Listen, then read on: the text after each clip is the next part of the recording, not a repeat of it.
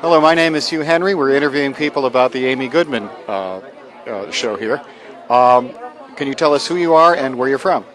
My name is Emmy Magaloni. I'm originally from Tampico, Tamaulipas, Mexico, and we moved into San Antonio in 1971. I have become since then a registered nurse.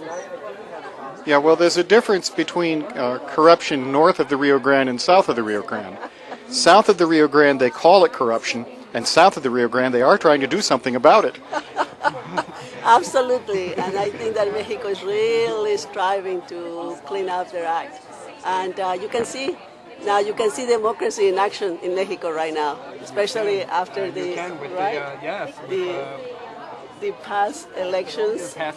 Yeah, you might have to look a little harder to see democracy in America lately. Well, there is one of the concerns, and that's why we need to support people like Amy Goodman that has the courage and the brains to state the issues of the day clearly, and where we can definitely become united and try to preserve what everybody loved about this country. The whole world, what they loved about the country was democracy. The fact that you could speak without fear, that you could just state your opinion and you say, hey, that's right, I'm glad that you think that way, let's go and discuss this some more. Well, we may have to come back to you someday if things don't work out and ask you, how do you live underneath the PRE? Well, at that point, I was real busy with my children. So, and it is kind of, you see, this is one of the things that if they were to study my family, and you see how we evolved thanks to having moved to the United States. My children grew up here, and I had to go back to school here. And learning about the Constitution and what democracy really was about is what we should never forget.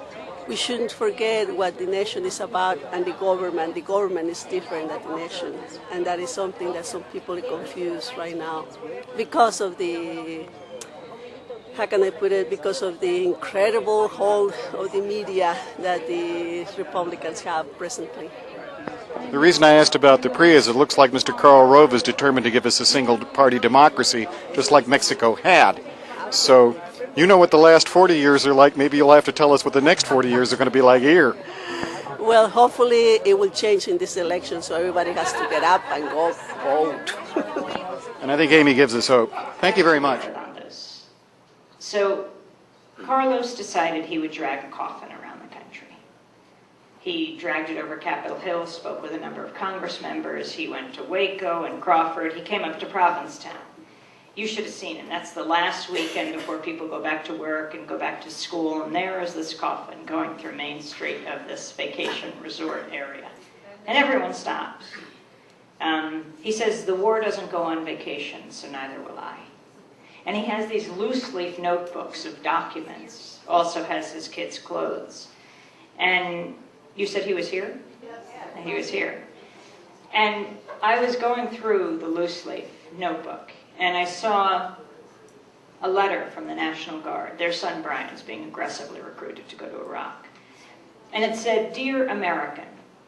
And that was interesting because Carlos is not an American citizen. He's from Costa Rica where they don't have an army. But he wants to be an American citizen. He's applied for American citizenship, but he somehow hasn't merited it, even though he's given the greatest sacrifice any American could give to this country. More than losing his own life, he's lost the life of his child. But somehow he hasn't gotten that citizenship. But the letter says that you should serve your country in times like Hurricane Katrina. That's how it starts, and that's very interesting. Because think about it. A year ago, it happened. The drowning of an American city. How could that happen in the 21st century? The drowning of an American city. More than 1,500 people from New Orleans died. I dare say nowhere near that number would have perished if the National Guard were not deployed to Iraq.